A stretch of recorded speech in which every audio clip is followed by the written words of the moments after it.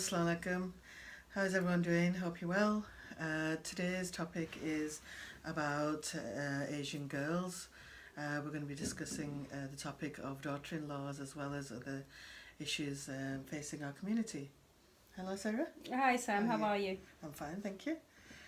So, what do you think about this current situation where there's lots of girls?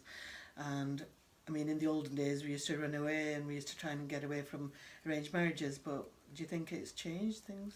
Well, I mean, the reason why a lot of girls were running away is because they knew that there was going to be a time when they were going to have to go to Pakistan to marry a cousin, and then it was like whoever they saw, the first person that gave them the time of day with, unfortunately, they'd go and run off with them because they didn't want to marry a cousin. So with daughter-in-laws, I mean, some daughter-in-laws, what the parents of our generation did was they thought they'd be clever and get a daughter-in-law from Pakistan. But what happened was, it was in kind of way, it was like a miscarriage of justice to the British girls, because the boys, I don't know, and it's a miscarriage of justice to the girls in Pakistan, because what the mum and dad wanted is they wanted a cleaner, cook, carer, maid for the house. I mean, they were the priorities. They wanted someone who could maintain house and home rather than them son have a wife. I mean, what do you think about this? Well, people don't want to train girls from scratch, and that's what they thought, that we didn't want to teach our daughter-in-law how to cook and how to do the Asian dishes. So if they had it in their heads that the girls in the UK are usually cooking English food and they have English lifestyle. But that's not the case. I mean, I grew up in the Asian community. I mean, I know lots of girls. I mean, every single one of us can cook a fantastic curry, but we were always overlooked. I mean, I did bridal makeup for a long time, and it was like, you'd go to the houses and they'd be like fantastic mum and dads, and they'd be there with a fantastic, nice, decent, simple, respectable son. But they'd have a daughter-in-law from Pakistan, and it's like, aren't the girls in the UK good enough? Yeah, they are good enough, but they are very good girls. Yeah, it comes to the thing that not only did they want a daughter-in-law, but they wanted to better their families abroad. So sending money to their own families. Okay, so by getting a daughter-in-law in Pakistan, they were then financially contributing to a family in Pakistan. Absolutely, so the son, I mean, the girl that would come, I mean, her role was to be cleaner, maid, cook, have children, be a carer for the mum and dad-in-law in their old age. So it's like, but not to worry, we'll financially compensate the family in Pakistan. Yeah, by sending money. And regular money as well. Okay, but so that's happened. But one of the sad thing was, I mean, for the boys, I mean, they've got girlfriends. I mean, they had girlfriends here, they were attached to girls here, and they go over to Pakistan on these holidays. They go to Pakistan on holidays and they get married to a cousin. Yeah, it happened under the pretense of a holiday. Oh, God. Yeah. But the girls in the UK, a lot of them were white British girls, and the boy would come back to the UK and he would either pretend that he hadn't got married, or we'll talk about it when they get the visa or when she comes over. And lead double lives. Yeah, so on the one hand, they had the wife who was the cleaner, cook, maid for the mum and dad, and on the other hand, they had the English girlfriend. So it was like garwali, barwali. Yeah, absolutely. Okay, so the boys are leading double lives, which is quite sad for all involved. But a point does come, I mean, where the daughter-in-laws, they wise up. And they think, no, we want to be number one. I mean, who wants to be number two? Yeah, no one does. So they wise up. And what they're thinking really is, I mean, like I said, I've done bridal makeup, and I get the happiest when I go to a bride or when I'm talking to someone and their son has married their British girlfriend. They've honoured the girlfriend, they've honoured the love, they've not ruined a girl's reputation. Okay, everybody's very good at keeping things on the down low. They've not, so, sometimes people's reputation stays intact. But, it's like they've not damaged a girl internally. It's like he's left me, he's gone to Pakistan to marry his Hala's daughter. Oh, so the stories, they were endless, weren't they? endless stories of girls So I heartbroken. praise and I salute all the mums and dads, who let your sons marry their girlfriends. I mean, it's so good.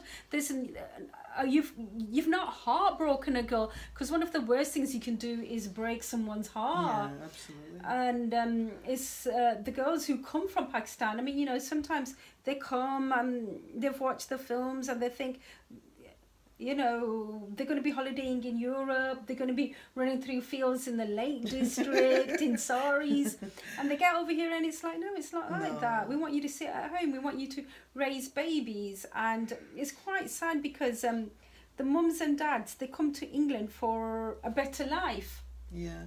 Well, it's like I was saying earlier, that when we had the extended families, they had bigger houses, and in Pakistan there's big verde, there's like big, areas where they can be with the husband and then they can be with the extended family. But here in the UK, we don't have houses like that. Yeah, we're all on top of each other. Exactly.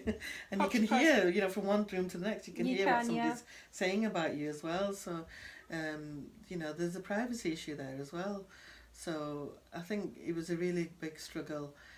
But I think honesty is the best policy, and if they did, get married or to somebody abroad, they should have been open enough and honest enough to tell the girlfriends back home. I mean, like I said, I do know. I mean, I'm not going to name any names, of course, but one of my friends' brothers, he had a lot of English girls. He had a lot of English girlfriends, but he knew he was going to go to Pakistan to marry a good, decent virgin because. Hey, he knew him because, that's what he deserves. But, and another one of my friends, her brother... Don't you think the boys were lapping it up, though? Weren't the boys getting the best of both worlds? Yeah, I mean, it's they were living with their girlfriends. And, it's like they were on a honeymoon before their wedding. And then they go to Pakistan for a second honeymoon with an actual wedding. So, which is devastating, really, isn't it, for the girls? It is devastating for the girls, but like I said, I mean, we have to raise our boys to respect women and to respect girls, because, like I said, the worst thing you can do is break somebody's heart. And if they have got an English girlfriend, if they have got a British Asian girlfriend, then, you can keep things on the down low, and, reputation is important. But ultimately, you're going to break somebody's heart, and that's the worst thing you can do. I mean, walking around with what's worse, walking around heartbroken or walking around with a bad reputation? I think the reputation. Yeah, but the thing is, with the reputation, within time that can get better, and people do forget and move on. But with a heartbreak, I mean, some people go to the grave with a broken heart. Yeah, and some girls didn't actually even get married after that because they were just so devastated by it. Unfortunately, it happened to... You lose that trust, don't you? Yeah, I mean, I'm not going to name names, nobody knows me, but my uncle, he was, before he got married, he was dating a British Asian girl, and then, of course, family story, he went to Pakistan, got married, but I met that Asian woman, and I'm like, I know your story, I know you dated one of my uncles, and she was like, yeah, I'm very sad, he broke my heart, and it took her a long time to get over it. So what would you say now is the situation? Because the girls that come from Pakistan, I mean, the British girls, they can do what the girls from Pakistan do. We can cook, we can clean, we can maintain a home, and we can enlift. I think it's a lot of the mindset of the men. I think that the men need to sort of stand up for their girlfriends or for their whoever they actually choose to marry, and they should stand up and say to the parents, look, I don't want to go anywhere else. This is the girl I want to marry. Yeah. And have a bit more conviction in what they say and do. And I think that's the only way that things can change. And the same with the girls. I mean, if there is somebody, then you have to take that step. And I will say this to mums and dad. I mean, Hazrat Khadija alayhi salam, she approached Muhammad, our Prophet Muhammad sallallahu alaihi wasallam. So it's quite possibly also sunnat. And what are our final words on this? Yeah, wishing everybody a nice Christmas and a Happy New Year, and hoping everyone has a nice time with their families.